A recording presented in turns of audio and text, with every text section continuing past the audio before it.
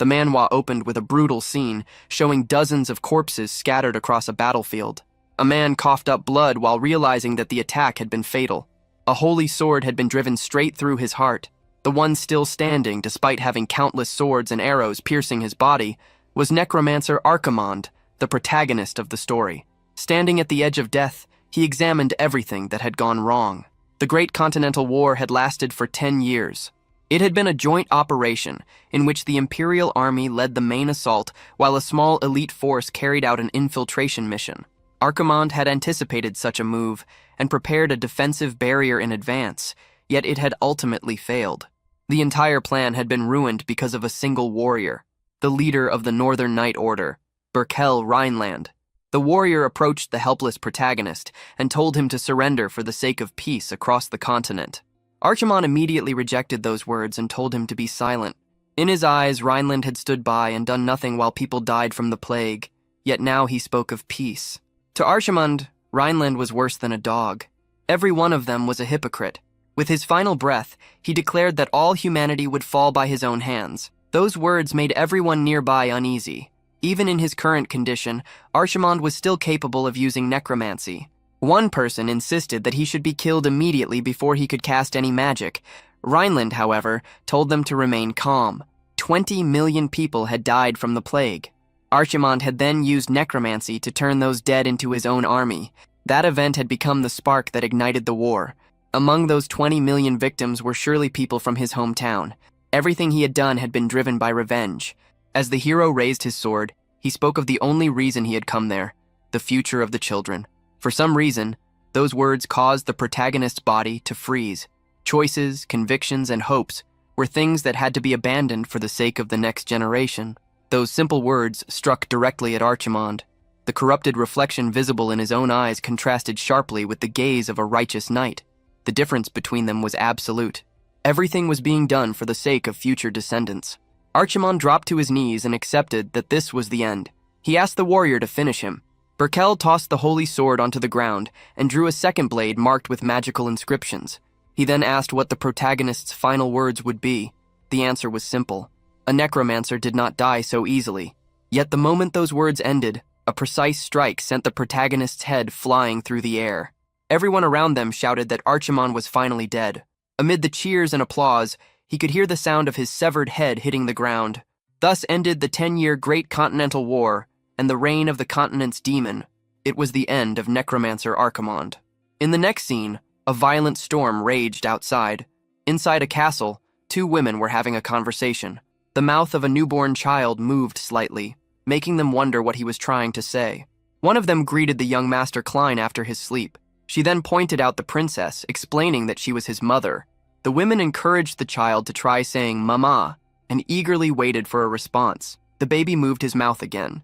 Both women were left stunned. Oh my goodness, he's already speaking. However, the words that came from the child were not what they expected. My guardians of darkness, my servants, my soldiers, I, Archimonde, summon you, so heed my command. 15 years passed in what felt like an instant. The fountain in the mansion's garden now shimmered brightly beneath the warm afternoon sunlight. Nearby, a group of young ladies stood watching, their faces filled with amazement and admiration. A young man walked calmly through the large estate, his movements composed and confident. The girls immediately began whispering among themselves, completely captivated by his handsome features and flowing hair. Soon, his appearance came fully into view. He had become an exceptionally handsome young man with snow-white hair. His features were so flawless that he looked as though the gods themselves had crafted him. The young ladies could not stop admiring him, praising how remarkable young Master Klein had grown. One of them even wondered what kind of food someone would have to eat to achieve such unbelievable beauty. The girls continued imagining what divine nectar could possibly create such an ethereal appearance. Their admiration came to an abrupt end when a man entered the garden carrying a heavy bucket. Without any warning, he threw holy water directly onto Klein and shouted for the evil spirit occupying the body to leave at once. The man was Garrison, a priest who had believed from the very beginning that something was seriously wrong with young Klein. Pointing toward the three nearby girls, Garrison claimed that they had already fallen under the boy's dark influence. Completely soaked and thoroughly annoyed, Klein questioned whether the priest ever became tired of repeating the same purification ritual over and over again. Garrison remained firm in his belief, insisting that the soul of the Archmage Ashamon lived inside the boy. Even when Klein denied being a necromancer, the priest noticed the cold look on his face and immediately emptied another bucket of holy water over him.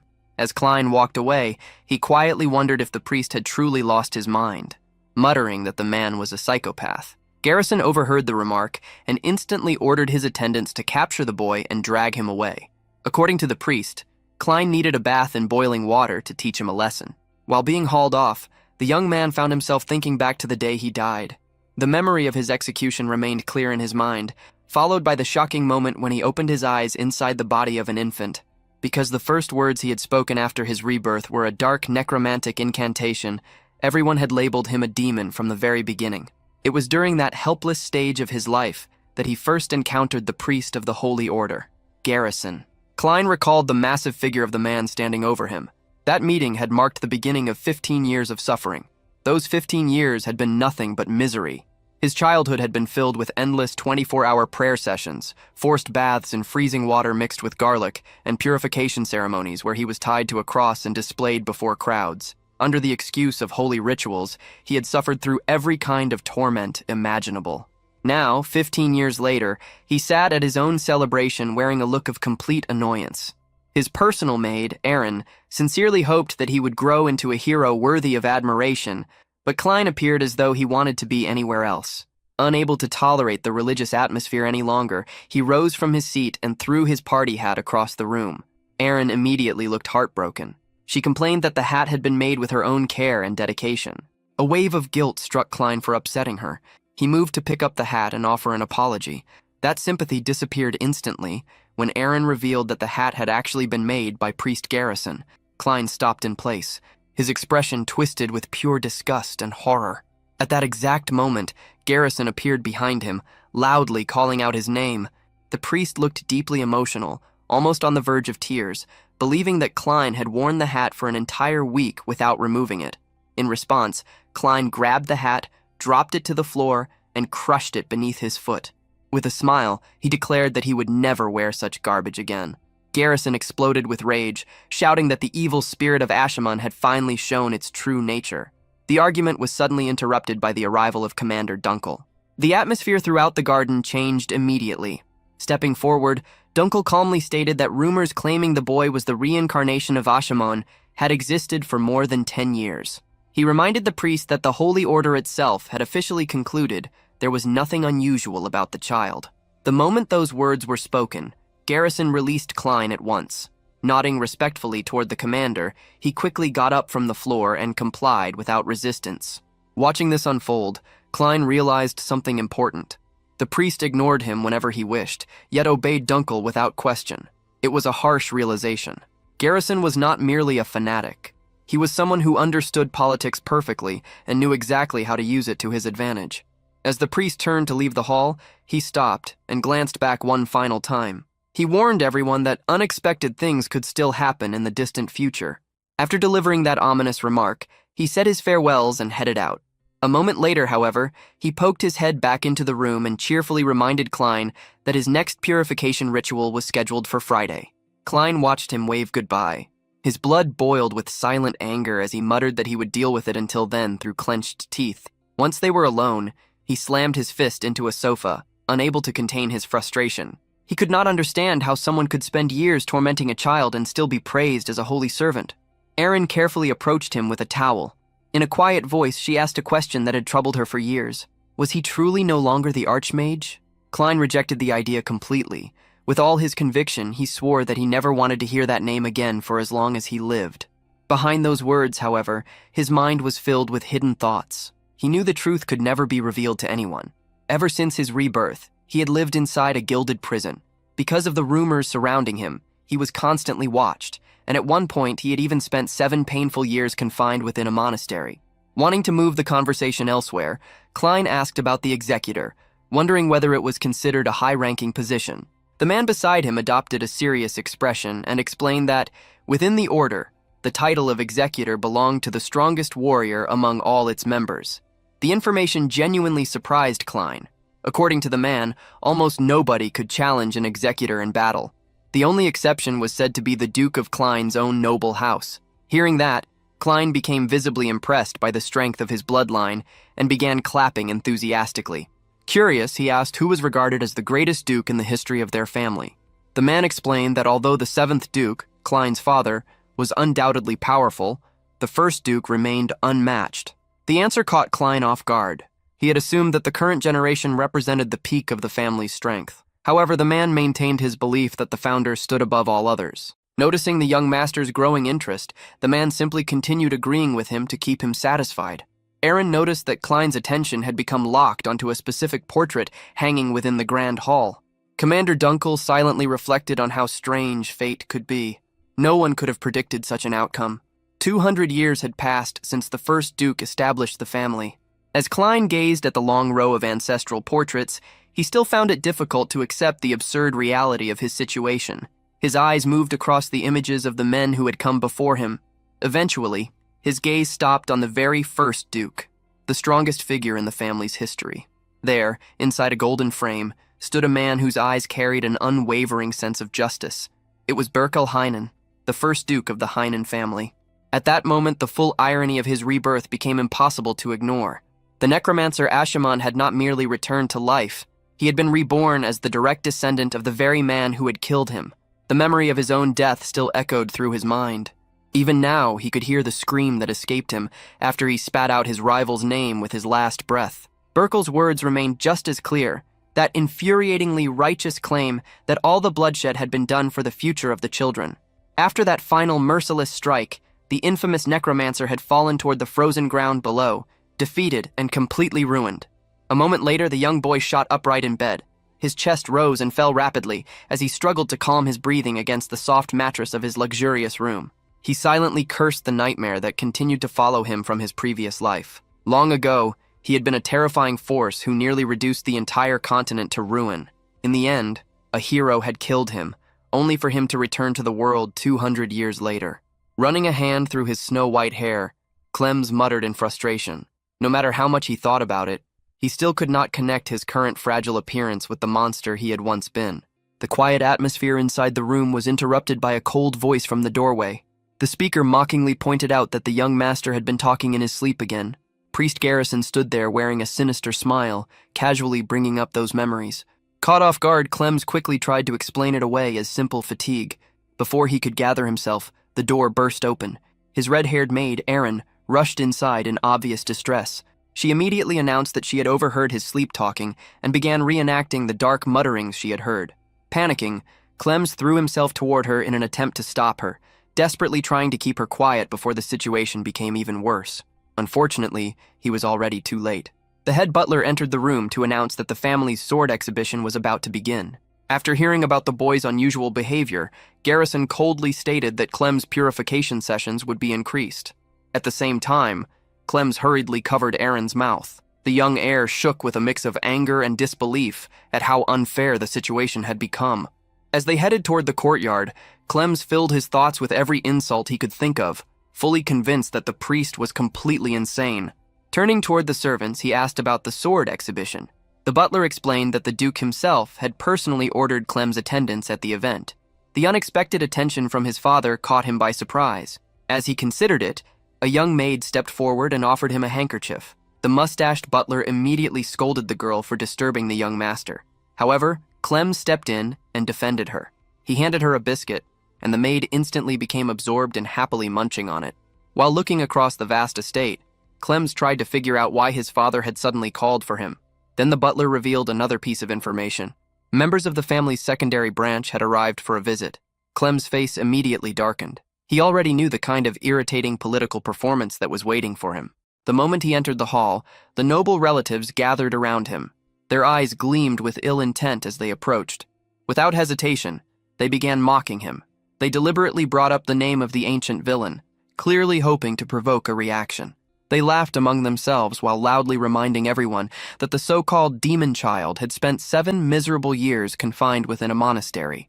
Clems observed them with calm, calculating eyes. It did not take long for him to identify the greedy members of the northern branch, who had obviously come only to enjoy free food at the family's expense. Clem's eyes moved toward a blonde girl whose stance carried a clear sense of arrogance. She was another member of one of the side branches, looking fully prepared to turn the family gathering into yet another exchange of insults.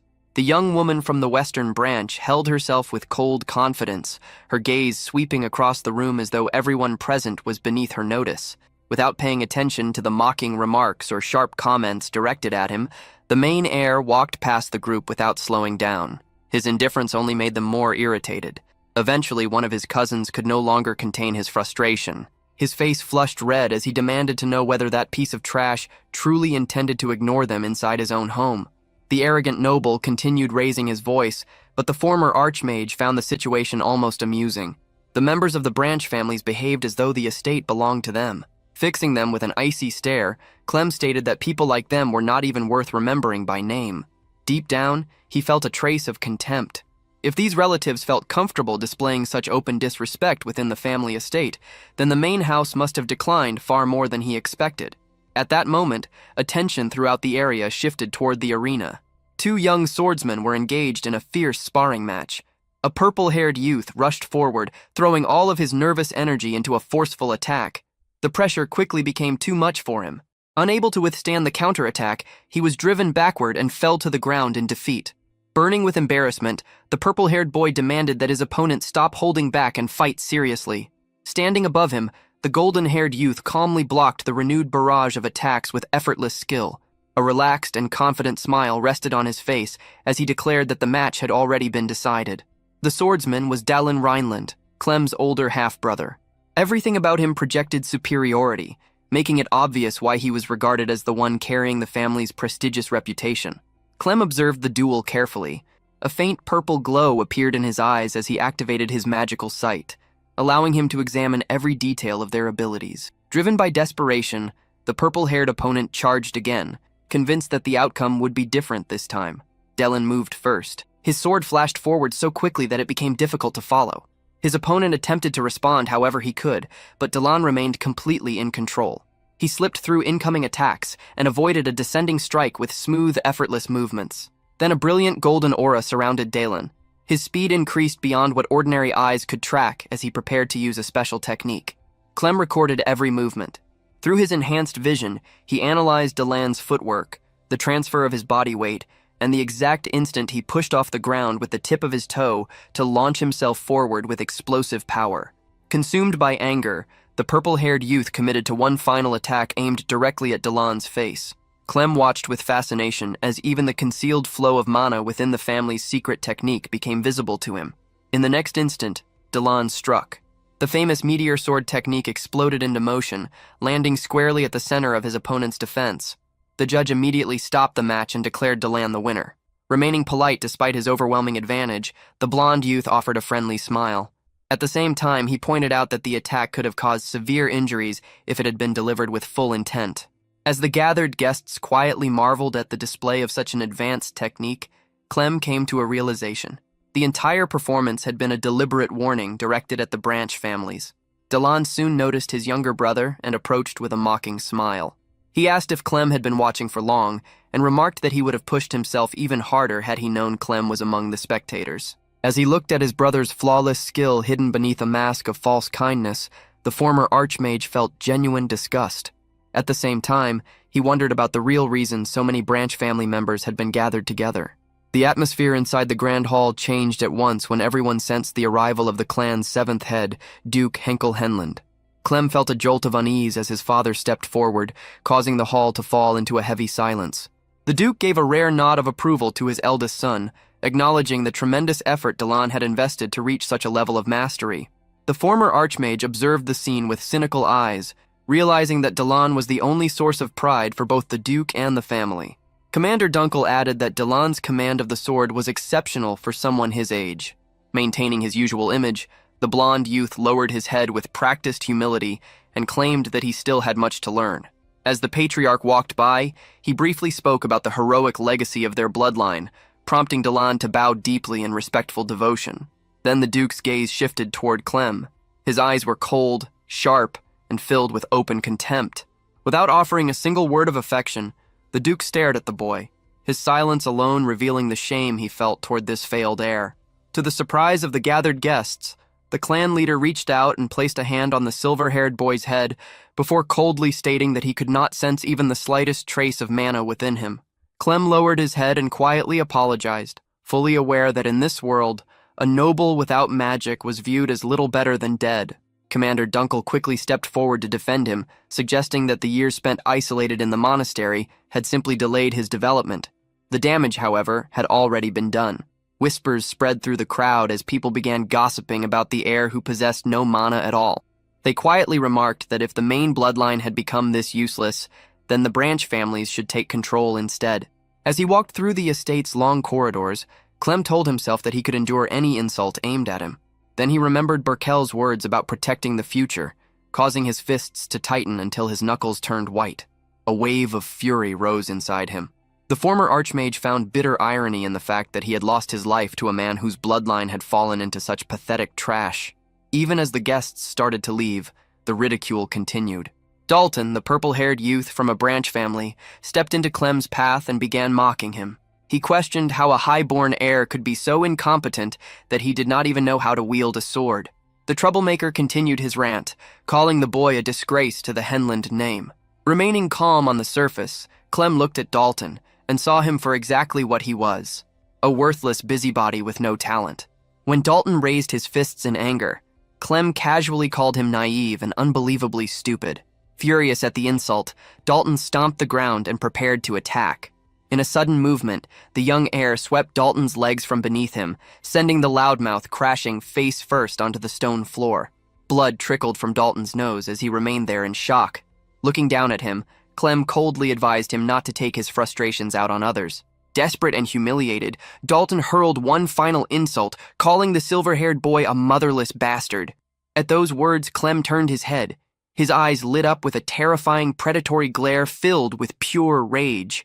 The moment he saw that frightening expression, the coward froze. His face turned pale, and cold sweat ran down his skin as genuine fear took hold of him. While staring at the trembling boy, the former villain reflected that the true corruption within the family came from the disgusting superiority complex possessed by people like Dalton. As a trace of ancient magic began stirring within his veins, the Necromancer wondered how much longer he would have to continue playing the role of a weakling. Seeing how far the clan had fallen was a bitter thing to endure. Clem recalled the divine and radiant figure of the hero who had killed him, and he could not help feeling a slight sense of pity for the miserable state of Burkel's descendants. His dark thoughts were interrupted when the commander arrived. The man's voice echoed through the corridor as he ordered the injured Dalton to stop causing such a pathetic disturbance. Standing firm as iron, the knight made it clear that he would no longer allow such blatant disrespect under his watch. Dalton ground his teeth in silent frustration, lacking the courage to argue with someone of the commander's standing. As he withdrew, he tossed a final sarcastic remark over his shoulder, telling Clem that he should be thankful for having such a protective bodyguard. The loser hurried away with an awkward hopping stride, leaving the commander staring after him in confusion, with one hand resting firmly on the hilt of his sword. The knight assured Clem that everything was now under control. The silver-haired boy observed his subordinate with a distant expression before finally breaking the silence. Looking at the knight, he simply asked whether he had a spare sword available. Later that night, the pair ventured deep into a dark forest covered by thick, rolling mist. Once they stopped, the veteran warrior handed a heavy steel sword to the boy. The commander asked why the young master needed a weapon at such a late hour. Clem gave no answer. Instead, he gripped the hilt and settled into a combat stance identical to his brother's. Seeing this, the guard concluded that it was time to return to the mansion, assuming that the boy was merely clinging to a desperate dream of becoming a swordsman. Deep down, the warrior felt pity. He knew that without even a trace of mana, no amount of effort could change anything. A person lacking magical power could never hope to become a knight of the Empire. Unaware of the commander's thoughts, the boy began swinging the blade through the damp air, dedicating himself completely to training, despite supposedly being unable to use the family's secret techniques.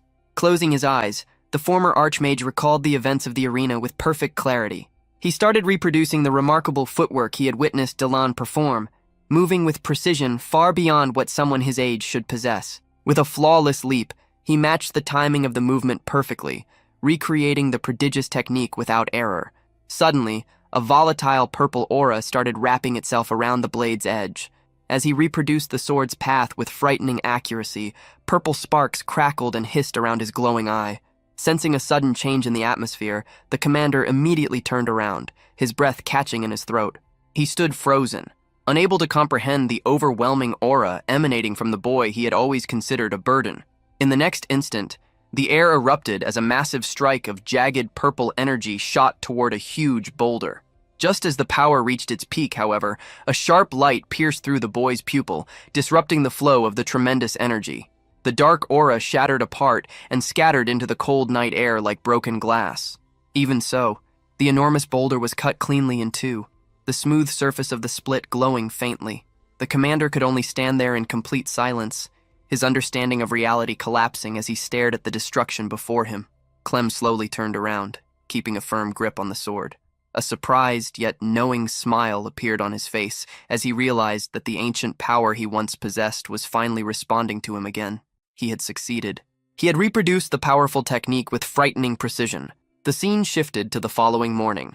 The young heir sat with his head submerged inside a bucket of water, while the commander stood nearby, casually observing that the boy could now hold his breath for more than a minute. Pulling his head out and gasping for air, Clem was immediately forced to endure the knight's dry jokes regarding his strange water training routine. He protested, but the guard merely laughed. The knight's expression soon became more serious as he admitted that he had sensed a distinctly sinister energy coming from the young master's room earlier. While the maid carefully dried the silver-haired boy's damp hair, a servant approached carrying a sealed letter. The messenger formally informed him that Dalton had sent a personal invitation. Clem blinked, briefly failing to remember who that was, until the servant reminded him that Dalton wished to offer an apology. The former archmage immediately recalled the pathetic punch the boy had attempted and scoffed. He knew someone like Dalton was not interested in making peace. As he took the letter, suspicion grew within him. After reading it, he discovered that the invitation concerned a hunting competition. It was the kind of arrangement that practically announced itself as a trap. It was obvious that his opponent simply wanted an excuse to lure him into the wilderness and away from the protection of the manor. When the messenger asked for his answer, Clem lifted his gaze, a determined light flashing in his eyes, as he stated that he saw no reason to decline. He knew he possessed the greatest advantage. His eyes briefly shifted toward the sword resting against the wall. By obsessively studying his brother's movements, he had uncovered a terrifying ability. After witnessing a technique only once, he could reproduce it perfectly. The commander left to prepare the carriage for the upcoming hunt, insisting that he would accompany the young master personally to guarantee his safety. Giving Clem a suspicious look, he asked what sort of plan the boy was plotting this time. With a serious expression, the silver-haired heir reminded him of their previous discussion regarding the changes in his power. The knight replied that, for some reason, the atmosphere around him felt entirely different today. A dark and unsettling presence seemed to linger around them as the carriage began its rough journey toward the distant castle. The road was uneven and difficult, causing the carriage to shake violently as they entered the forest. Inside the cramped cabin, poor Erin gradually turned pale green while clutching her stomach as motion sickness overwhelmed her. By the end, she had slumped against the commander, who sighed and remarked that he had warned her not to come. Before handing over a pillow for her to rest on, Clem glanced at the dense forest outside and remarked that the woodland trails were never kind to those unfamiliar with them. Believing the gesture came from the young master's concern, the commander encouraged Erin to get some sleep and recover. Clem immediately ruined that impression by bluntly clarifying that the pillow was meant solely for Erin's comfort and not for the night. The white-haired boy then fell silent and turned his attention to the scenery passing beyond the carriage window. His eyes followed the ancient forest as he reflected on how drastically the world had changed over the past 2 centuries. He remembered that 200 years earlier, this very region had looked completely different. The land that was now green and thriving had once been a barren wasteland buried beneath snow and surrounded by death. The former villain observed the transformed landscape with a distant expression. A trace of reluctant respect crossed his mind as he realized that Burkell had truly succeeded in turning that graveyard into a better world. His thoughts were interrupted when a guard opened the carriage door and announced their arrival at the vast estate of the Corwell family. Stepping onto the gravel path, Clem raised his eyes toward the enormous manor and was surprised to find it appeared even more luxurious than his own ducal residence. He dryly noted that the hosts seemed willing to spend an absurd amount of money on what was supposed to be nothing more than a children's hunting competition. Suddenly, a familiar, irritating voice called out his name from across the grounds. Dalton approached with a sneer, accompanied by a pack of lean hunting dogs panting at his side. He mockingly asked what the silver-haired trash was staring at. The boy openly boasted that the manor's wealth had been built using money drained from Clem's family and followed the insult with a taunting laugh. One of the large hounds beside him released a deep growl, saliva hanging from its jaws. Clem noticed how unnaturally thin the animals looked and calmly asked when the competition would actually start. Dalton dismissed the question with a casual wave and told him to keep watching. In a deliberate display of cruelty, he released the pack of starving hunting dogs into the forest.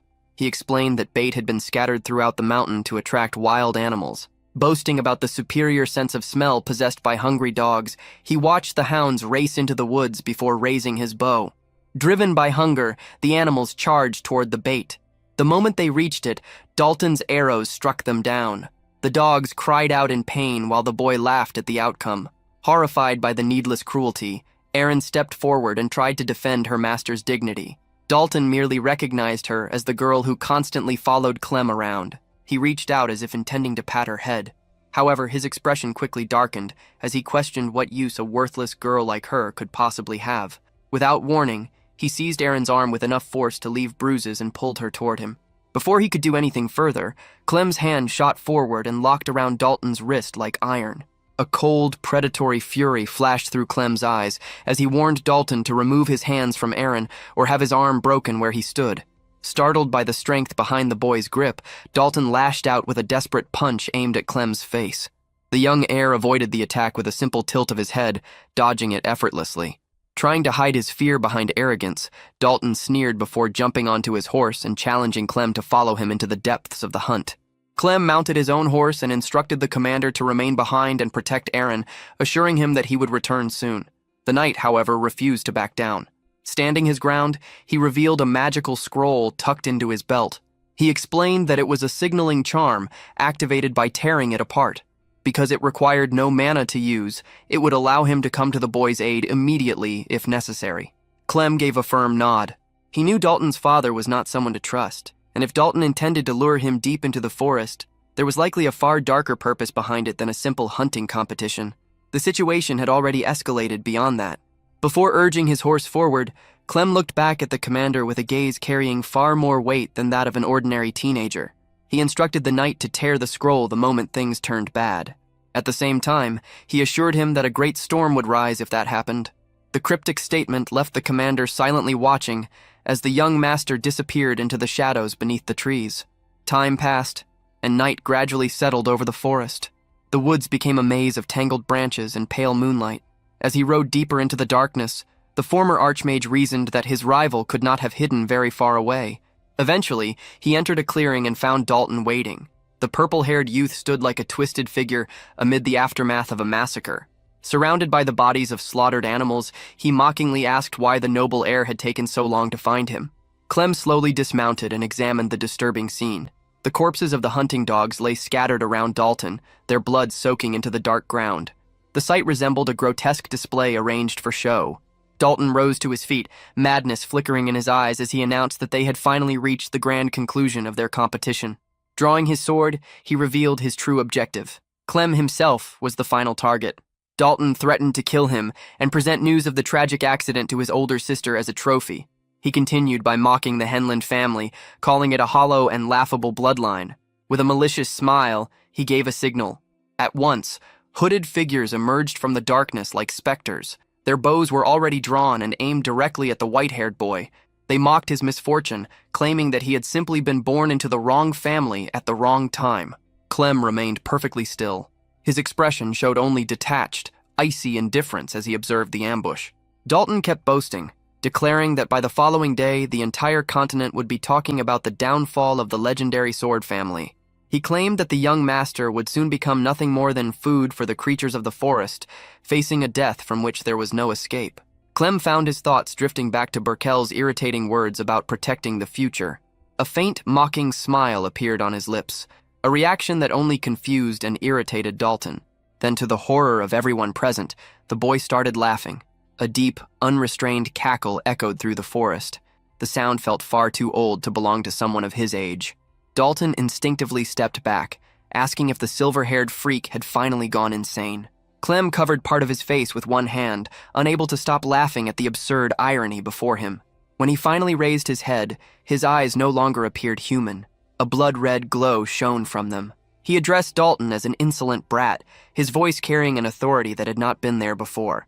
The purple-haired youth froze in place. Sweat poured down his face as a deep, instinctive fear settled into his heart. Clem's tone turned icy as he reminded them that this family had been built upon the foundation of his own death, and he had no intention of allowing insects like them to stain it. A violent blue aura erupted from his body. The force shook the ground beneath everyone's feet. Dalton screamed, convinced that some hidden magic had been unleashed. Clem answered with a sinister smile. This was not magic. It was demonic energy, the raw power once wielded by the ancient Necromancer. The hired men immediately panicked. Their weapons trembled in their hands as they whispered among themselves, wondering what kind of monster they had truly cornered. Suspended above the ground by his dark power, Clem reached toward the forgotten depths of history. He called upon ancient evil spirits buried long ago, summoning them to answer his command once more. Dark energy twisted and coiled through the air as the former archmage ordered his creations to devour everything before them. From the shadows, a colossal skeleton emerged. Its massive frame towered over the battlefield. Clem commanded the giant creature to consume all who stood in its path. Dalton let out a terrified scream. He refused to believe what he was seeing as he recognized the dreadful undead army from the legends of Ashmun, the ancient demon king. A chilling smile spread across Clem's face as he pointed toward his enemies, deciding their fate. At that moment, a flood of memories resurfaced. He remembered how he had once believed he had forgotten the person he used to be. Yet he had spent 200 long years alone among mountains of bones and skulls. It had been an endless existence, spent in darkness. The only thing that remained with him was the constant echo of the dead calling from the depths of the abyss. That sensation was a form of nostalgia he could never escape. It was the one thing that always reminded him of who he truly was. Back in the present, the atmosphere grew increasingly heavy. Massive dark clouds spread across the sky, swallowing the moonlight. Dalton continued screaming that what he was witnessing could not be real. In his terror, he repeatedly shouted the forbidden name of the Archmage. Clem merely smiled. He confirmed that it was indeed the same name that had once made the world tremble in fear. The henchmen, who had initially been frozen in shock, began exchanging uneasy whispers. Some questioned whether the stories of the Demon King had ever been myths at all. They stared at the towering skeletons standing before them. One by one, crimson light ignited within their empty eye sockets, piercing through the darkness. The mercenaries quickly regained their nerve and burst into mocking laughter. They dismissed the skeletons as worthless trash, bragging that they had destroyed hundreds of undead creatures during previous jobs. One of them even joked about taking a bone home as a souvenir, while their leader shouted for the men to clear the way and kill the boy standing at the center of it all. A mercenary stepped forward, lifting a massive crossbow and aiming it directly at the silver-haired youth. At the order to fire, a storm of arrows and bolts shot through the air, sweeping across the night sky toward Clem and his undead army. The projectiles rushed forward at deadly speed, reflected clearly in Clem's eyes as they closed in on him. Yet just as the first arrow should have struck, the entire barrage stopped in midair. It was as though the volley had slammed into an invisible barrier. Dalton shouted in triumph, convinced that the attack had turned the boy into a pincushion. The celebration lasted only a moment. As the dust cleared, horror spread across his face. Clem remained standing completely unharmed. Enormous spectral shields had appeared before the skeletons, intercepting every arrow and bolt. The undead army had not moved at all. The wall of bone and magic stood untouched, ready to transform the hunters into prey. The skeletons now appeared even more imposing, each equipped with a heavy shield that had materialized to block further attacks. Clem looked at his enemies with a mixture of contempt and pity. He reflected that 200 years was a very long time, long enough for the world to forget the true fear inspired by his army. The mercenaries began to panic. Their eyes widened at the sight of shields appearing from nowhere in the hands of the skeletons. With chilling calm, Clem explained that ordinary skeletons might be fragile, but his creations were entirely different. A sharp smile crossed his face as he declared that his undead were unlike anything they had ever encountered. The revelation, combined with the boy's complete confidence, pushed Dalton even deeper into fear. Clem then issued a cold order to his first unit. He commanded them to break the enemy formation and advance. He swore that those who mocked the future of the North would be crushed by his own hands. With that, he sent his forces forward. The giant skeletons charged across the clearing with speed that seemed impossible for bodies made of bone. The mercenaries were caught completely by surprise. Several stared in disbelief, unable to understand how creatures they considered mindless skeletons could move with such deadly agility. The undead army threw itself into battle, accompanied by a chilling war cry that seemed to echo directly within the minds of the living. The mercenary captain screamed for his men to maintain formation and suppress their fear. His commands were swallowed by the sounds of combat. One of his subordinates was struck brutally by a skeleton and sent flying with his body shattered. The slaughter truly began. The forest filled with the screams of dying men and the constant clatter of bone. Dalton watched in horror as the battlefield became a massacre of his own creation. Without hesitation, the young necromancer issued another command. He ordered his second unit, the crossbowmen, to sweep the area and eliminate anyone left behind. Among the twisted branches of the surrounding trees, skeletal archers shifted into position, their empty eye sockets locked onto targets with unnatural precision. The surviving mercenaries felt a chill run through their bodies as they realized the undead possessed ranged attackers as well. With a dry and emotionless command, the former archmage ordered them to fire without mercy. A barrage of deadly arrows cut through the night air at tremendous speed.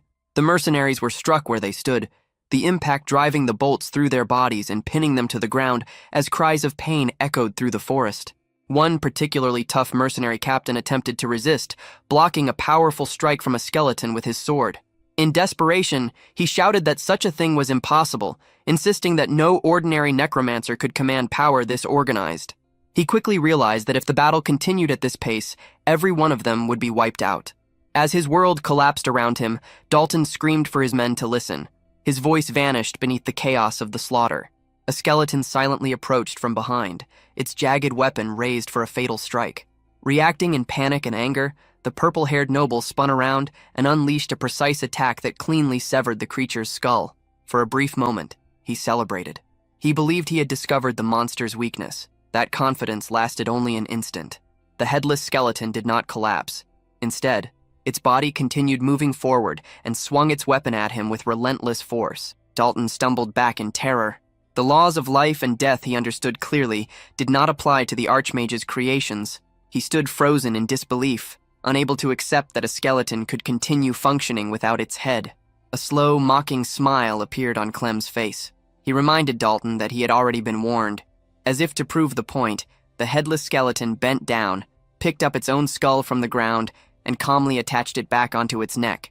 The motion was as casual as adjusting a piece of armor. Clem explained that this relentless durability was one of the main reasons he had conquered the continent in his previous life. Watching the creature repair itself with its own hands pushed Dalton deeper into primal fear.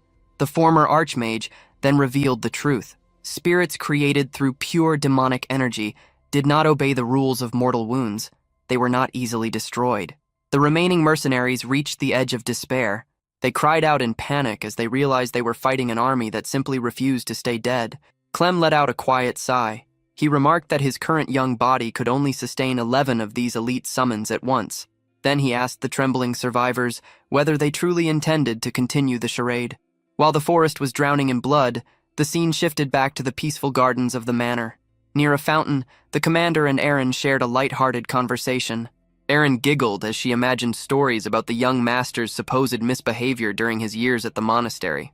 The commander watched her with a softer expression, noticing how sincerely she cared for the boy. With her cheeks full of snacks, she nodded enthusiastically and declared that she loved him more than anything. She asked whether the knight truly understood how amazing the young master was. To her, he was the very image of kindness. The contrast was unsettling. As she described him as gentle, a mercenary was running through the forest screaming in terror. As she called him sweet, a skeleton was cutting down a henchman with a weapon infused with dark power. She smiled brightly and claimed that he was the warmest person in the world because he shared his biscuits with her. At that same moment, a cold aura of death was spreading through the forest and suffocating all life around it. Back on the battlefield, Clem's eyes remained as cold as ice, completely lacking the warmth Aaron so passionately praised. Another mercenary released a final choking cry before being cut down by a skeleton. Soon, only Dalton remained. Breathing heavily, he struggled to stay standing. His muscles burned with exhaustion as he swung his sword in frantic attacks. He managed to land a powerful strike, but the skeleton's shattered bones immediately reassembled themselves. The sight drove him into complete despair. In a burst of desperation, Dalton realized that attacking the undead was pointless. The only solution was to kill the one controlling them.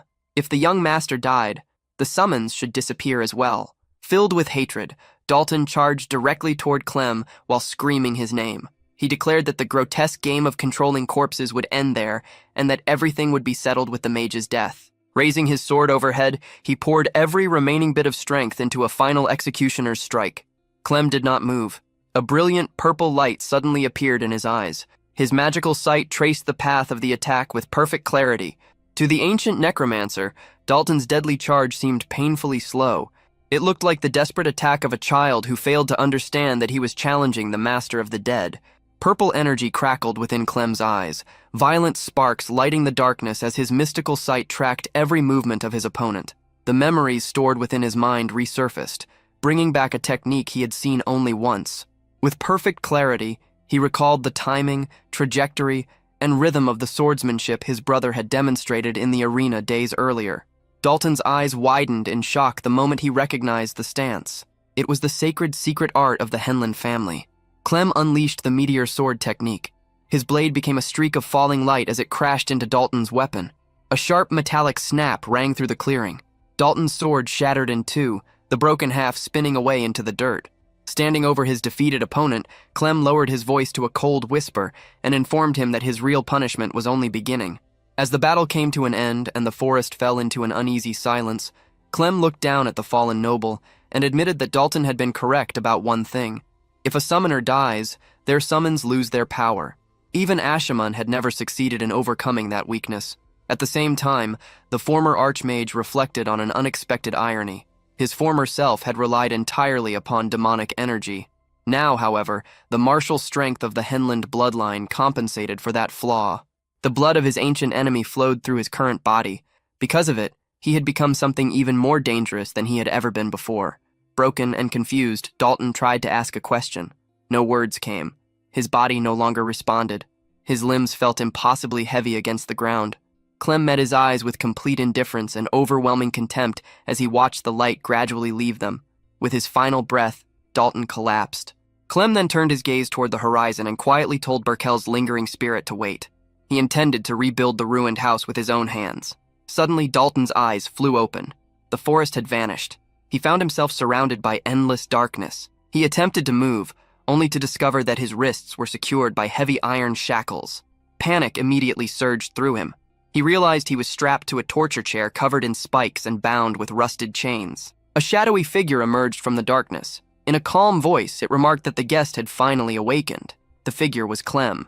Yet in this place, he appeared different.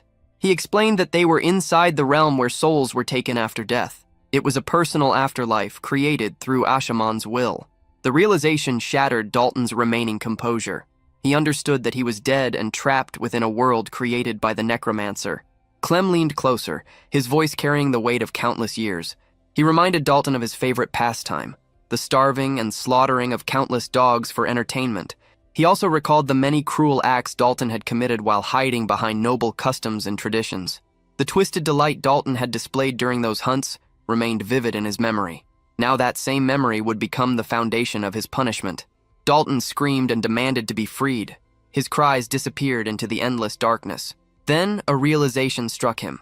He remembered Clem's sword piercing him, yet somehow he appeared completely unharmed. Clem explained the truth of the situation. Dalton was already dead. The body he now occupied was nothing more than a vessel prepared to receive the consequences of his actions. Whether he believed in souls or the afterlife no longer mattered. The debt had finally come due. The time had arrived for Dalton to answer for every drop of blood he had spilled. The sins of his past had returned to collect what was owed. A broken sob escaped his lips as a phantom pack of hounds emerged from the darkness behind Clem. The silver-haired boy ordered him to listen, to truly listen. The air filled with the barking and snarling of the countless lives he had taken for nothing more than amusement. The spectral dogs lunged forward. Their ghostly fangs sank into Dalton's soul. A scream tore from him as agony overwhelmed his entire being. It felt as though his very essence was being ripped apart. Clem stood above him, cold and unmoved. He told Dalton to remember this pain, because it was the very hell he had created with his own actions. The desperate pleas for mercy went unanswered. The victims of his blood sport continued tearing into him without pause. Back in the physical world, Dalton's lifeless body remained sprawled across the ground. Wounds appeared across it, mirroring the torment taking place within his soul. Clem calmly sheathed his sword. His expression remained peaceful after eliminating the nuisance who had dared to humiliate him. Behind him, the skeletal army assembled in silent formation. The undead stood in orderly rows, waiting faithfully. Looking into the empty eye sockets of his servants, the young necromancer felt a trace of an ancient obligation. He told them they deserved a reward for answering his call after so many centuries. He promised to free them from the curse of eternal servitude. A brilliant emerald light spread across the clearing. One after another, the skeletons dissolved into sparkling particles of mana. Clem watched quietly as they drifted away on the wind. His thoughts turned once again to the endless cycle of life and death. He wondered why he had been brought back from the void. To him, true death occurred when bones crumbled into dust and vanished completely. Yet he had returned in flesh and blood. His thoughts were interrupted when a hooded figure stepped from the tree line. The stranger admitted his surprise at seeing someone so young using the forbidden art of necromancy. Clem narrowed his eyes and demanded to know who the man was and how much he had seen. The stranger responded with a cryptic smile. He claimed that names were unnecessary. With a casual motion of his hand, a sickly green aura appeared in his palm. He began casting a spell of his own. The hooded man remarked that the boy would not understand the scale of his mission, even if it were explained. Then the corpses scattered around the clearing began to move. The dead mercenaries twitched before slowly rising to their feet. A dull green light glowed from their eyes. They had become mindless puppets under the stranger's control. Using dark magic, the hooded man lifted the corpses. He commented that while Dalton had been a complete failure, the remains left behind were still useful. A chilling laugh echoed through the forest. Then the necromancer disappeared into the mist, taking the reanimated bodies with him. Far away at the manor, the peaceful atmosphere had begun to fade. Aaron continued trying to persuade the commander to listen to more stories about the young master's behavior. The knight, however, remained motionless. His gaze stayed fixed on the emergency scroll in his hand. A growing sense of dread settled over him. He could not shake the feeling that something had gone terribly wrong. 3 hours had passed since the signal first began feeling strange. Every instinct he possessed warned him that a trap was unfolding. Determined to find Clem, he moved to leave the estate. Before he could go, 2 stern castle guards stepped into his path. The atmosphere instantly grew tense. The commander realized that the plot against the young heir extended far beyond a simple hunting excursion. The guards blocked the exit with cold, expressionless faces. They informed him that abandoning his post at that moment would create a very serious problem. The knight remained silent, his eyes narrowing as he recognized the Corwell family crest displayed on the guards' uniforms. That was all the confirmation he needed. Dalton's family had been preparing this scheme from the beginning, weaving a safety net in case their plans failed. The commander straightened to his full height and delivered a final warning. If they attempted to block his path again, he would no longer remain passive. Faced with the overwhelming killing intent radiating from him, the Corwell guards hesitated. The knight then turned toward Aaron and instructed the young maid to return to the manor alongside the priest who had accompanied them on the trip. One of the guards immediately informed him, with a grim expression, that the priest had already left some time ago. Remembering Clem's earlier warnings and sensing the urgency of the situation, the commander immediately mounted his horse. Clenching the emergency scroll between his teeth, he tore it apart. By now, he was certain none of these events were accidental. He drove his horse into a full gallop and raced toward the forest as quickly as possible, fearing what might have already happened to his master. Deep within the dark woods, Clem stood facing the mysterious necromancer and his army of walking dead. Sweat rolled down the young boy's face as he realized that most of his demonic energy had already been consumed during the previous battle. His current body had reached its limit. He no longer possessed enough strength to rely on his own necromancy. Sensing an opportunity, the hooded sorcerer ordered his undead servants to overwhelm the boy without hesitation. The zombies surged forward. Clem merely smirked. He mocked the necromancer for believing that imitation alone was enough to defeat him. Suddenly, the crest engraved on the magical scroll in Clem's possession erupted with brilliant holy light. The advancing zombies screamed and recoiled. Their decaying flesh twisted in agony as the radiance burned through the darkness. Clem laughed and informed his enemy that the battle was already over. The necromancer watched in confusion as the ground beneath them began glowing with golden divine power. The light surged upward and swallowed the surrounding shadows. From the center of the radiance, the priest who had accompanied the young heir appeared. His eyes blazed with golden fire. With a voice resembling distant thunder, he called upon holy power to purify the abominations before him. The zombies were instantly reduced to drifting ash. He assured the young master that there was no need to worry any longer, because the church would handle the rest. Stunned, the necromancer demanded to know who this man was. How could someone wield such overwhelming holy power? The priest met his gaze without hesitation and revealed himself as an exarch of the Holy Order. The exarchs were the church's greatest human weapons. Only 3 existed, chosen warriors who carried out the absolute will of the Pope. They alone could wield the sacred weapons left behind by Saint Galagund. Stories claimed that a single exarch possessed enough martial power to equal an entire fortress. The necromancer trembled as the priest's holy aura physically crushed the darkness around him. Clem watched in silence as the man he had known only as a simple priest revealed his true identity. Among the 3 chosen warriors, he was renowned as the greatest in martial strength. The exarch stepped forward and positioned himself in front of the boy. He promised to protect him from all evil. The remaining zombies, driven onward by the necromancer's desperate commands, charged with savage fury. They stood no chance. The exarch raised a sacred tome and poured divine power through it. A blazing wave of holy fire engulfed the undead and incinerated them where they stood. He commanded the sinners to listen and pray for their souls before it became too late. His words carried the weight of final judgment. Then he slammed his foot into the ground. A shockwave of golden energy burst outward. The earth cracked apart as the force hurled the undead puppets away like leaves caught in a storm.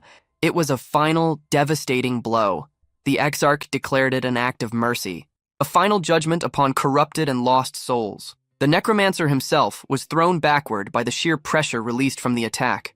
His mind reeled as he struggled to accept the absurdity of an exarch appearing in such a remote location. He cursed bitterly, realizing that his carefully prepared plan had collided with the most terrifying weapon the Holy Order possessed. The hooded necromancer spat onto the ground. His voice shook with frustration as he declared that such divine power was nothing more than a grand lie.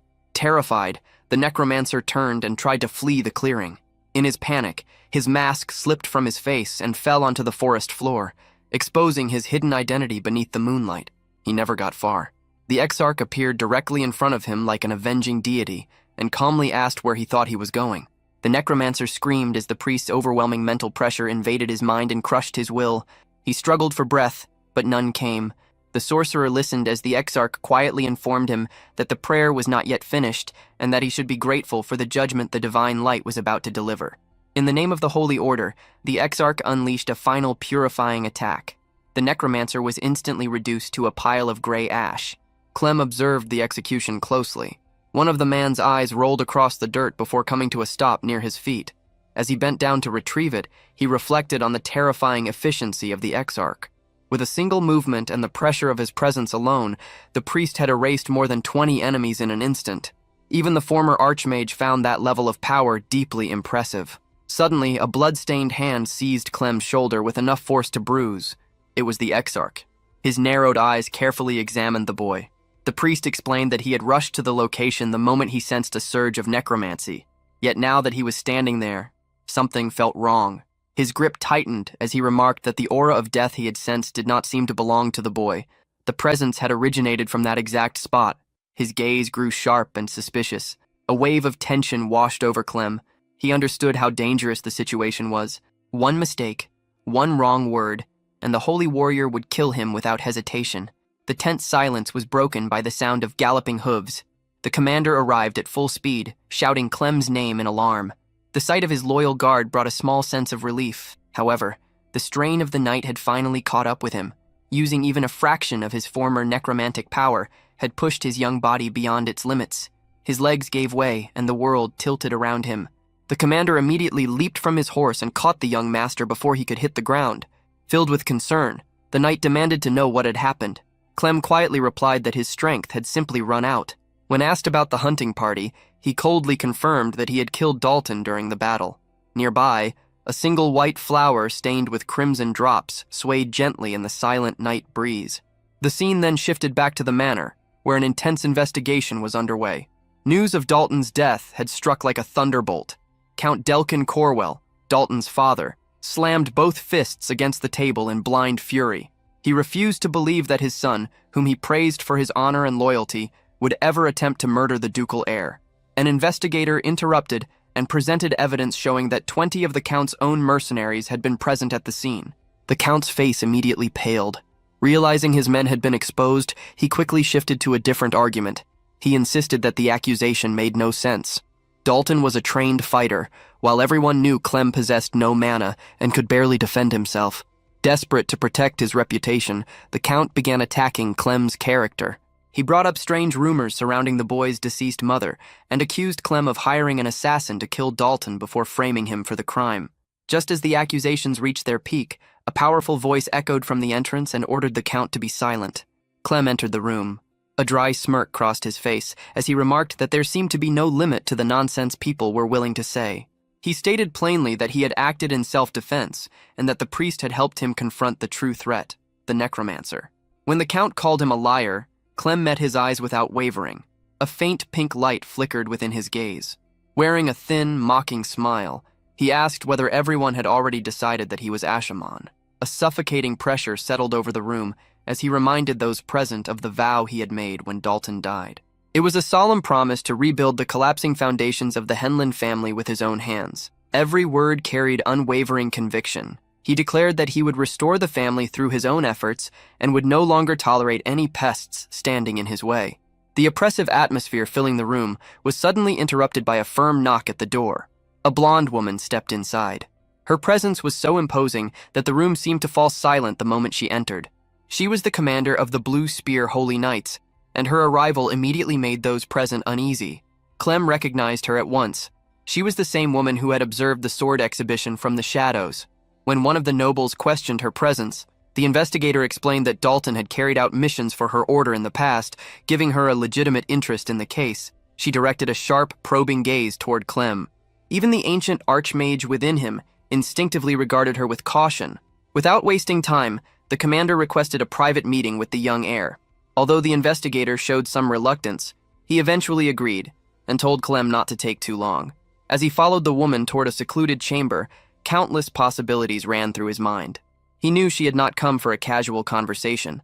This was either an attempt to confirm her suspicions or some kind of dangerous test. Regardless of her purpose, he resolved to make use of her family, House Foravern, as a stepping stone for his future ambitions. They entered a private study. The commander turned toward him, and her calm yet strangely captivating voice broke the silence. Without any warning, she pressed him against the wall. Her eyes locked onto his as she quietly stated an unexpected request. She wanted to touch him and discover the truth for herself. This woman was the eldest daughter of House Foravern, one of the continent's 3 legendary pillars. Clem remembered the stories surrounding her. Records described battles against savage orcs where her blue eyes glowed with deadly intensity as she cut through enemies with her spear. She was considered a living legend. Entire groups of powerful monsters had fallen at her hands, and she was known as an unmatched protector of civilians. Even now, her intimidating presence remained overwhelming. When Clem hesitated, she told him to stop acting as though they shared a close relationship. Despite a distant family connection, she reminded him that she was the daughter of a first wife, while he belonged to another branch entirely. In her eyes, they shared no meaningful blood relation. Because of that, she felt no obligation to restrain her curiosity. The commander pushed him against the wall again and firmly demanded to see his hands. Clem voiced his confusion and asked what exactly she was trying to do. She ignored the question. Taking his hand, she carefully examined it. Her touch was gentle but unwavering. She remarked that his hands were as soft as a child's and lacked the scars and calluses expected of a skilled swordsman. Her fingers traced along his tendons with precise attention. Leaning closer, she studied him from only a short distance away. Then she asked the question that truly mattered. If his hands showed no signs of swordsmanship, what power had he used to kill Dalton and 20 experienced mercenaries? Clem immediately pulled away and retreated several steps. Cold sweat formed on the back of his neck. At that moment, he realized that this woman was even more dangerous than the priest. She was not searching for a confession. She was searching for a reaction. He understood that in her eyes, silence could be interpreted as guilt, while hesitation could serve as confirmation. Choosing to strike back instead, he showed a faint, mocking smile and directly asked what she would do if he truly were the legendary archmage Ashaman. To his complete surprise, she burst out laughing. Looking him over from head to toe, she remarked that someone as tiny as him could never be the terrifying Demon King of old. The comment struck harder than any weapon. Clem stood frozen in disbelief. The word echoed repeatedly in his mind. After everything he had been in his previous life, the most feared necromancer in history had just been called a pipsqueak. Still unconvinced, he questioned whether she might have misjudged him. Her amused grin never changed. Without hesitation, she confirmed her opinion and even repeated it. Once again, she called him a pipsqueak. This time, Clem felt irritation surge through him at the sheer humiliation of it. Deep down, Clem knew her judgment about his height was completely accurate. That did nothing to lessen the damage. His pride as the former Demon King had suffered a serious blow. As if that were not enough, the commander suddenly made an unexpected proposal. She stated that if he could defeat a knight without relying on a sword or necromancy, she would kiss him. The offer left Clem completely speechless. Between his lingering exhaustion and the absurdity of the conversation, he struggled to process what was happening. He could not decide whether it was some strange political maneuver or an unusually direct bribe. The commander then glanced toward the horizon and remarked that it was getting late. She needed to return to the meeting. Before leaving, she added that the legendary archmage would never have behaved with the same recklessness and boldness that the boy before her displayed. When they returned to the meeting hall, every gaze immediately shifted toward them. Curiosity filled the room. Clem silently admitted that he had underestimated the situation. He had been too complacent. Now that he was caught in the middle of noble politics, he understood that no one would willingly believe a boy without mana had defeated the Count's son in self-defense. When the investigator asked what had been discussed in private, Clem ignored the question entirely. Instead, he walked toward a sword resting against a nearby wall. Grasping the hilt, he drove the blade into the floor with a heavy crash. The sudden action silenced the room. Everyone turned their attention toward him. The boy faced Count Corwell directly. He challenged the Count to prove his accusations immediately. To settle the matter once and for all, Clem invoked an ancient northern custom. It was the tradition of trial by combat, a brutal duel without restrictions where victory determined innocence and defeat established guilt. The Count stared at him in disbelief. For a moment, he wondered if the boy had lost his mind. Trial by combat was an old and merciless practice. Then he saw the opportunity hidden within the challenge. If the matter moved from investigation to the arena, he could erase both the evidence and the boy at the same time. A predatory smile spread across his face. He accepted. The Count announced that he would appoint a champion to fight on his behalf and swore that Clem would die. Clem answered with an unconcerned smile.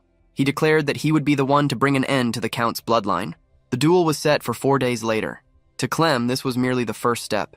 He intended to use the Count as an example. Every parasite within the family would learn exactly who he was. His goal was to tear down the rotten structure and rebuild it according to his own vision. Elsewhere in a private section of the manor, Clem's older half-brother Dylan exploded with anger.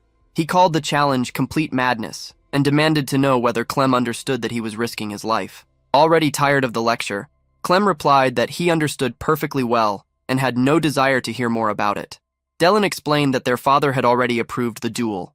Even so, he desperately offered to serve as Clem's champion. The offer was rejected immediately. Dylan argued that as the future ruler of the North, protecting his younger brother was his responsibility. For once, his usual confidence disappeared. He recalled seeing Clem for the first time as an infant. To him, the child had looked like an angel. He had spent 7 years waiting for his younger brother to return from the monastery. With tears gathering in his eyes, Dylan grabbed hold of Clem and begged him to reconsider. He was desperate to stop what he believed would be his brother's death. Their emotional argument ended abruptly when a guard entered with urgent news. Count Corwell had already selected his champion. Clem pulled himself free from Dylan's grasp. His expression turned cold and focused as he asked for the name. The guard revealed that the chosen fighter was Randall, an excommunicated knight feared across countless battlefields. The scene shifted to a filthy tavern. Its doors swung open, revealing a huge, muscular man whose eyes were filled with savage brutality. Randall had been expelled from the knightly orders due to his uncontrollable thirst for violence and his habit of trying to kill everyone around him. He sat in the middle of a ruined tavern, surrounded by shattered furniture and unconscious bodies. Holding a wooden bucket filled with blood-colored liquor, he drank straight from it while wearing a savage expression. With obvious anticipation, he muttered that it had been a long time since he had heard the screams of a young boy. Back at the manor, Clem listened to the details about his opponent. His eyes became serious, filled with firm determination. At that moment, a man approached carrying a sword carefully wrapped in cloth. He handed the weapon over and spoke in a solemn tone. Clem accepted it and briefly inspected the blade. After a short glance, he responded without hesitation, "Good. Then they should leave immediately." Meanwhile, excitement had already spread throughout the arena. Every spectator was discussing the same topic. Clem had finally decided to appear in person. The atmosphere was filled with anticipation and curiosity as countless eyes focused on the battlefield. The scene shifted to the nobles seated high above the arena. One noble looked toward Clem's father with visible surprise. He remarked that he had not expected the Duke to attend personally. Then, with a faint smile, he continued. He questioned whether the Duke was truly comfortable with the situation. His own champion was an Imperial Knight. For a boy without mana, such an opponent would be difficult to handle. He added that it was still possible to send Lord Delan instead. Clem's father showed no reaction. His expression remained calm and unreadable, as though he had already settled the matter long ago. Meanwhile, Clem continued toward the arena. As he walked, his gaze swept across the surroundings. A single thought crossed his mind. Where was his opponent? Why had he not appeared yet? The answer came almost immediately. A massive shadow suddenly fell over him. An enormous man stepped forward. His body resembled forged steel, with muscles swelling beneath his clothes. He looked less like a person and more like a monster built for war. The giant slowly placed a heavy hand on top of Clem's head and stared down at him with an intimidating grin. He asked if he was Lord Clem. The narration then revealed the man's identity. This terrifying figure was Randall, Corwell's chosen champion. Randall looked down at the silver-haired boy with a cruel smile stretched across his face. In a mocking tone, he remarked that Clem was much younger than expected. His gaze drifted toward the boy's thin arms. Leaning closer, he wondered what kind of sound Clem would make when his neck snapped. The moment Clem understood the situation, he sprang backward. The distance between them widened instantly. The sudden movement startled the crowd. Murmurs quickly spread throughout the arena. People questioned what they had just seen. Some wondered if the boy had really jumped backward like that. Up in the stands, the same noble glanced toward Clem's father again. Amusement filled his voice as he pointed out what had happened. The duel had not even begun, yet the boy was already reacting like that. Could he truly fight someone such as Randall? Randall let out a low chuckle. He remarked that the boy already looked terrified. Clem, however, was thinking something completely different. It was not fear. The giant had simply startled him. The feeling reminded him of the priest grabbing his shoulder before. He had retreated on instinct before even realizing it. Internally, he cursed himself for the reflex. At that same time, high above the arena, Captain Laya Ren silently observed the scene below. Her sharp eyes never left Clem. The tension in the atmosphere continued to grow. A guard hurried over to her side and spoke anxiously. He warned that Lady Helion would be furious if she learned about what was happening. The guard urged Captain Laya to return. Laya answered immediately without even turning her head. She stated that she did not care, adding that the woman in question was not her mother anyway. Another thought quietly crossed her mind. If the boy truly defeated that night, she would give him a kiss. Even after that thought surfaced, her eyes remained fixed on the arena below. There was still something she needed to verify. Meanwhile, in the arena, Clem could feel countless eyes focused on him. A sense of embarrassment crept over him. Internally, he found the entire situation humiliating. Trying to regain his composure, he straightened his posture and spoke. He explained that he had recently been suffering from a stiff neck. His voice carried clear irritation as he warned Randall not to touch his shoulder. Randall ignored the warning. Instead, he slowly extended his hand again, deliberately provoking him. The moment Clem saw it, annoyance flashed across his face. He immediately snapped back, calling Randall a perverted fool and asking whether his ears were as full of muscle as the rest of his body. He added that there was a reason the Empire had abandoned him. For a brief moment, silence spread throughout the arena. Then a savage grin slowly formed on Randall's face. In a low voice, he remarked that the louder Clem's mouth was now, the louder he would scream later. The instant he finished speaking, Randall struck. His enormous fist shot forward with terrifying force. The punch tore through the air with enough power to crush an ordinary man instantly. At that exact moment, Clem calmly removed his coat. A split second later, Randall's fist slammed into the arena floor. A thunderous impact exploded outward. Stones shattered beneath the blow, dust burst into the air, and cracks spread across the ground. Randall's eyes widened. The only thing left in his grasp was Clem's discarded coat. The boy had already vanished from that spot before the attack landed. The crowd immediately erupted. Spectators stared at the shattered ground in disbelief. Many wondered what kind of strength Randall possessed. Others quickly noticed movement across the arena. On the opposite side, Clem stood with a short sword in hand. His eyes remained fixed on Randall. His expression was tense and cautious. Privately, he admitted that the man had an extremely bad temper. At the same time, he calmly analyzed the battle. A direct confrontation would be difficult, exactly as he had expected. If even one of those attacks connected, his smaller body would be destroyed. As much as he disliked admitting it, this was not a situation where he could afford carelessness. Around the arena, nervous whispers continued to spread. Many acknowledged that he had dodged well. Even so, they could not imagine how he planned to defeat a monster like Randall. One spectator swallowed nervously and pointed out that even a glancing blow would be enough to shatter every bone in his body. Others quietly concluded that the boy was walking toward his own death. Nearby, one of Clem's allies called out his name. At that moment, he remembered Clem's earlier words. If he took Clem's place in the trial by combat, it would simply give their enemies a lawful reason to kill the Rhineland heir. As those words echoed in his mind, he silently admitted that Clem had been right. The future of the family was at stake. He could not act recklessly. Before the thought could settle completely, the battle intensified once again. On the opposite side of the arena, Randall suddenly exploded into motion. Moving with terrifying speed, he closed the distance between them in an instant. Clem immediately drew his sword and attacked. Randall met the strike without concern and caught the blade with his bare hand. The display of raw power stunned everyone watching. A moment later, Randall counterattacked. The force behind the blow pushed Clem backward, his feet sliding across the arena floor. Randall gave him no opportunity to recover. Moving with overwhelming speed, he closed the distance again and continued his assault without pause. While attacking, he mocked his opponent. He questioned whether Clem thought dodging alone would be enough to win. Clem was forced to use all his strength just to defend himself. Every impact felt heavier than the one before, steadily driving him farther back. Randall continued ridiculing him as he pressed the attack. He taunted Clem, asking why he was not using necromancy. He even mockingly referred to him as the Great Archmage. Then Randall noticed something unusual. As their eyes met, Clem was smiling. It was neither a confident smile nor a cheerful one. It was the expression of someone suppressing irritation and anger. Inside, Clem's thoughts tightened with frustration. The entire situation was becoming increasingly annoying. For a brief moment, he wondered if he should simply unleash his necromancy and wipe them all out. The instant that thought surfaced, something changed.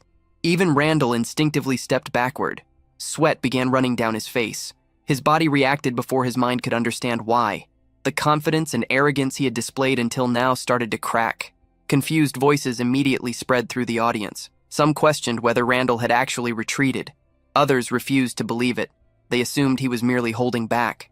Randall himself knew otherwise. His thoughts raced as he tried to understand what he had just felt. There had been nothing visible.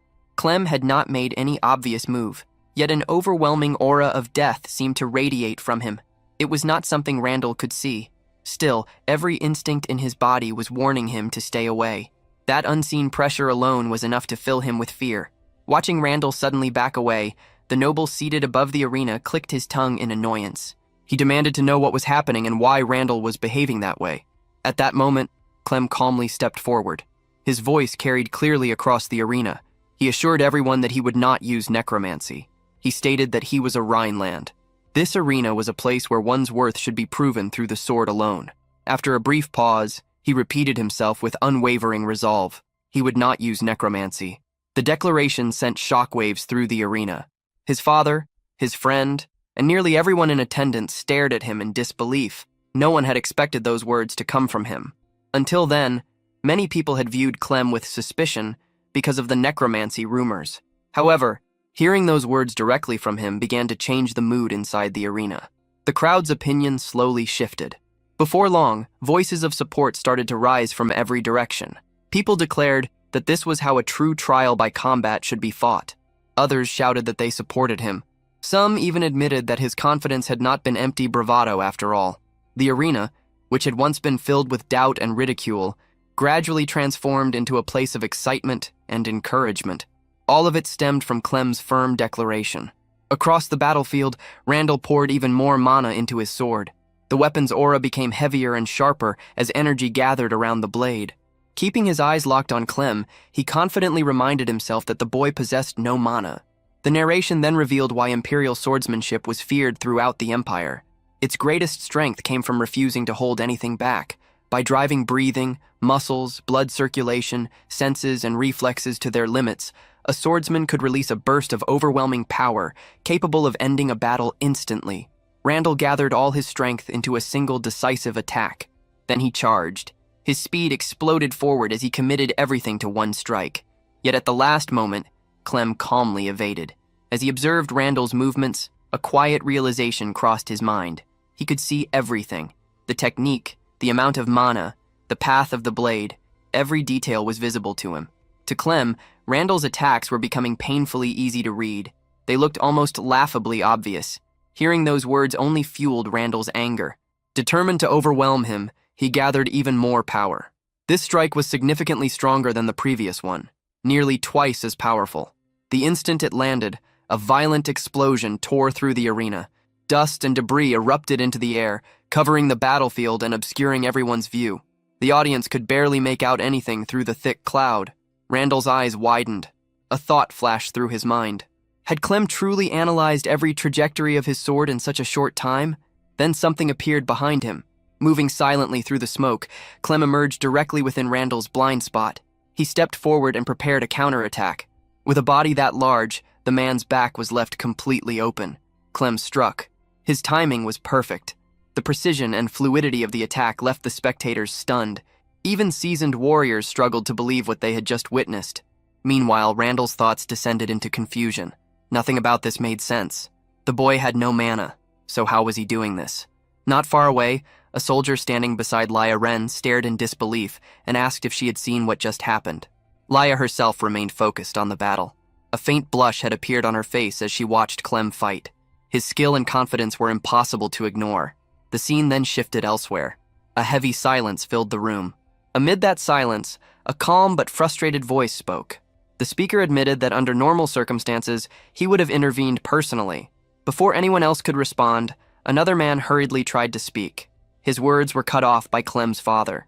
The Duke stated that he already understood. Acting based on personal feelings would be a mistake. If he stepped in now, the prestige of the Rhineland family would suffer even further. His expression darkened as he continued. The opponent was an imperial knight. In his eyes, Clem had no chance of winning. The other man looked troubled and carefully asked why the duel had been approved in the first place. For a moment, the Duke remained silent. The weight of years seemed to rest upon him. Then he finally answered. Clem had stepped forward to defend the honor of his late mother. His voice carried a deep sense of regret. Even after Clem had been falsely labeled as Archimond and sent away to the monastery, he had been unable to protect him. His hands slowly clenched into fists. He questioned what right he had to interfere now. The mood in the room grew even heavier. In the end, he admitted bitterly that he had failed to protect anything. Not his son. Not his family. Hearing those words, the other man quickly tried to reassure him. He reminded the Duke that the young master was not someone who entered battles he believed he would lose. The scene then returned to the arena. The duel was still underway. Even so, Clem's father could not conceal the shock written across his face as he watched the fight unfold. At the same time, the history and nature of the Rhineland family were brought into focus. The Rhinelands were known throughout the north for their swordsmanship. To survive the harsh frozen territories, they had developed a style that minimized mana consumption as much as possible. Every movement was designed for efficiency, preserving stamina and mana so their warriors could endure long battles in the unforgiving cold. Imperial swordsmanship followed the opposite path. It was a style centered entirely on domination. By pouring out massive amounts of mana at once, its practitioners sought to overwhelm and crush their opponents before they could react. Rhineland swordsmanship embraced a different philosophy. It valued patience, accuracy, and striking only when the perfect opportunity appeared, all while spending as little mana as possible. That was the core of the family's martial art, a sword style that achieved maximum efficiency with minimal mana. As that realization spread through the arena, Clem calmly faced Randall. He explained that this was how someone without mana could still use the techniques of the Rhineland family. His gaze never wavered despite the pressure radiating from his opponent. He admitted the style lacked raw power, but stated that it was still more than enough to defeat someone like Randall. Those words immediately twisted Randall's face with fury. The veins on his forehead bulged as he glared at Clem. At the same moment, an immense amount of mana began gathering throughout his body. The energy around him swelled rapidly, becoming denser and heavier with every passing second. It was obvious he intended to release everything in a single attack. From the stands, one of the spectators noticed the change at once. His eyes widened as he recognized the technique. It was Randall's trump card, a mana burst capable of locking down an opponent's movements instantly. The pressure across the battlefield continued to rise. Even the air seemed to grow heavier. Then Randall roared in anger, declaring that he would be the one standing victorious. In the next instant, he launched himself forward. The distance between them vanished almost immediately. His strike descended with monstrous force, powerful enough to end the duel in a single blow. Yet Clem remained calm. At the final moment, he moved his sword with flawless timing and met the attack head-on. However, everyone still remembered the warning given before the duel began. The moment that blade collided with a sword infused with mana, it would break. Just as everyone had expected, the sword finally gave way. The instant Clem blocked Randall's mana-infused strike, cracks raced across the blade before it shattered completely. Fragments of steel flew through the air. Seeing the weapon break, Randall immediately showed a triumphant grin. He started to mock his opponent, convinced the fight was over. Before he could finish, however, Clem smiled. Calmly, he remarked that the weapon was finally complete. For a brief moment, Randall failed to understand what he meant. Then Clem moved. In a single burst of speed, he rushed forward. Rather than discarding the ruined weapon, he treated the broken blade like a short sword built for close-quarters combat. Before Randall could react, Clem stepped directly into his range and struck. A flash of steel cut through the battlefield. Randall's arm was severed cleanly. The limb spun through the air as blood sprayed across the arena. His face twisted in shock and agony. A terrible scream escaped him as he collapsed backward. Moments later, a loud voice announced the end of the duel. Among the spectators, one man stared at the scene in disbelief. Just as the young master had explained, Rhineland swordsmanship could function with minimal mana, but such mastery should have been possible only for an experienced knight. Yet Clem had executed every movement flawlessly. His footwork, timing, and sword path had all been perfect. Even more astonishing, he had intentionally guided the battle toward this outcome, baiting Randall into destroying the sword so he could launch a point-blank attack. The observer could hardly believe what he had seen. No matter how it was viewed, this was a flawless victory. On the battlefield, Randall continued screaming in pain while clutching the stump of his arm. Healers immediately rushed toward him in panic, shouting for others to stop the bleeding, restrain him, and cast sleep magic. The area quickly descended into chaos as they struggled to stabilize him. Meanwhile, Clem watched quietly before asking whether the arm could be reattached. Despite his calm tone, there was visible disappointment on his face. After examining the injury, the healers explained that ordinary healing magic would not restore the limb and that a prosthetic arm would be required. Clem simply acknowledged the answer. Privately, he reflected that healing magic had advanced very little over the last 2 centuries. From nearby, his father called out to him with a serious expression, questioning whether the sight of a severed arm truly left him unmoved. Hearing that, Clem paused. He reminded himself that he was no longer Archimonde. Afterward, he quietly began walking away as though the matter had already been settled. As he moved, he wondered whether he should pretend to be frightened. At that moment, the true mastermind behind the entire affair finally stepped forward. His face was filled with disbelief and fury as he shouted that Randall's defeat made no sense. He raged about the amount of money he had spent to hire the knight. Before he could continue, Clem's father interrupted him in a cold, commanding voice. The Count immediately turned toward him. The Duke reminded him of their agreement. As the loser, he was expected to admit his crimes and fulfill the winner's demands. Count Conwell's face tightened with desperation. He complained that he had already lost both his son and his exclusive knight. Before he could finish speaking, something terrifying occurred. For an instant, it appeared as though his head had been sliced clean from his body. Everyone froze. The focus shifted to Clem's cold, emotionless gaze fixed directly upon him. Then the truth became clear.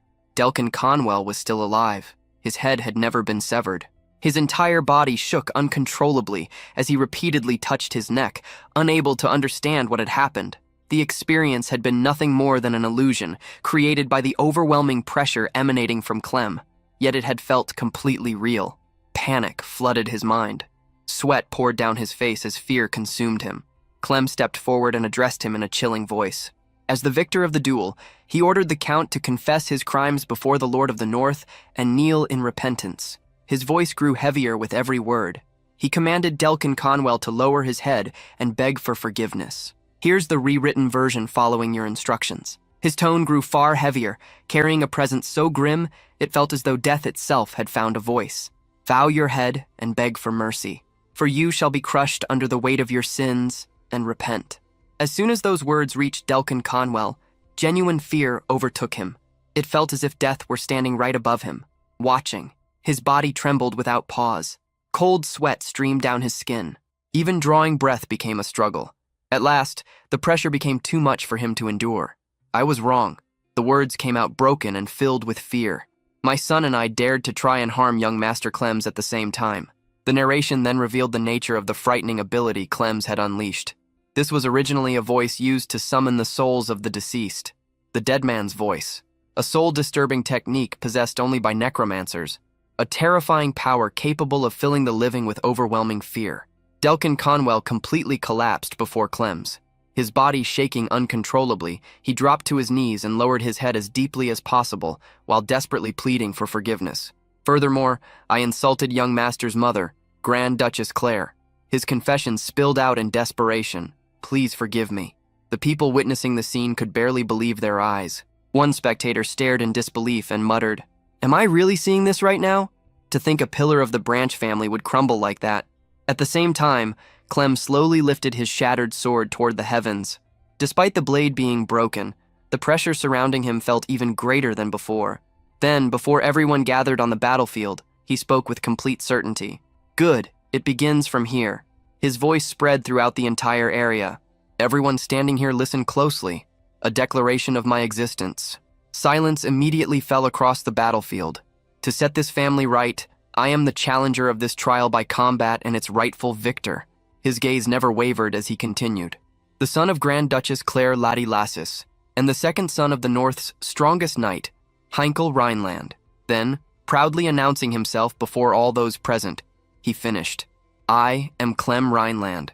Following that declaration, the scene shifted elsewhere. The new location carried a much calmer atmosphere, one that felt solemn and almost sacred. A man walked into a quiet hall where a priest nearby was offering a soft prayer.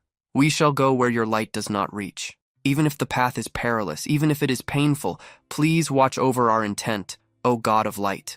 At that moment, the man who had entered stepped forward and spoke. Cardinal Murrock. The priest slowly turned his attention toward him. "Yes, Garrison. Your voice sounds grim. What's the matter?" Garrison maintained a serious expression as he answered without delay. The surveillance target was attacked. The attackers were Necromancer and his undead. A brief silence settled over the hall. "I need to verify this." Garrison's voice remained firm. "I need to verify this personally." However, Cardinal Murrock showed no concern whatsoever. Instead, he responded calmly, explaining that there was nothing to worry about. It was all part of the plan. He was dispatched in cooperation with the Empire. Garrison's eyes narrowed slightly. Cardinal Murrock continued as though he were explaining something entirely reasonable. A necromancer is an existence that naturally incites fear. Those terrified by their appearance will inevitably seek out God. Countless people will flock to our holy order. His voice then became noticeably colder. "Understand this, Garrison. If we can revive the holy order and spread God's will through just a handful of sacrifices." Before he could finish speaking, Garrison suddenly moved. In a single instant, his hand shot forward and wrapped around Cardinal Murrock's throat with overwhelming force. Fury burned within his eyes as he spoke through clenched teeth. "A servant of the Holy Temple has fallen for petty political games and made deals with heretics." The next second, using nothing but brute strength, Garrison crushed the Cardinal's head completely. Blood burst across the surroundings as the man's white-clothed body dropped lifelessly to the floor. Immediately afterward, another voice echoed through the blood-stained hall. "Do you feel any better?" A man slowly stepped forward through the corridor covered in blood. Fixing his gaze directly on Garrison, he spoke in a calm voice that carried a trace of mockery. A faint grin appeared on the man's face as he looked at Garrison. "You haven't changed, Garrison Veerman. To think you've killed more clergymen than the necromancers themselves have." The smile remained as he continued speaking. "The people of the Holy Order really ought to know what you're hiding inside that gut of yours." The narration then revealed the identity of the man standing before him. He was Palamon L., the Archbishop of the Holy Order. After hearing those remarks, Garrison fixed him with a cold stare. "Was this your doing, Palamon L.?" Palamon answered immediately, showing no hesitation. Of course not. I merely authorized it. His expression soon turned more serious. And besides, he continued, I brought a piece of information regarding your surveillance target. The instant those words left his mouth, Garrison launched himself forward. His fist exploded toward Palamon with enough force to kill an ordinary person on the spot. However, Palamon's speed exceeded normal limits. Before Garrison could even process what had happened, Palamon had already vanished from directly in front of him and appeared elsewhere, avoiding the attack with ease. As if nothing had occurred, Palamon calmly resumed speaking. When necromancy is used, it inevitably leaves traces. While explaining, he lifted a peculiar cross-shaped object. This is the cross containing those traces. It belonged to the necromancer you killed. Garrison's face grew more serious as he listened. Palamon continued his explanation. One of the traces belongs to soul-returning arts, a type of necromancy that raises corpses and something the Empire is actively researching. His voice then lowered slightly. But the other trace is different. It resembles the original form of necromancy, one that manipulates souls rather than corpses. Garrison reacted the moment he heard those words. The original form of necromancy? Palamon calmly nodded. Yes. The atmosphere immediately became much heavier. It means there were 2 necromancers present at the scene. Palamon then locked eyes with Garrison. Speaking slowly, he made sure every word carried its full meaning. Listen carefully, Garrison. Your surveillance target. The second son of the Rhineland family. A brief silence followed. Then the conclusion was delivered. Clem Rhineland is a necromancer.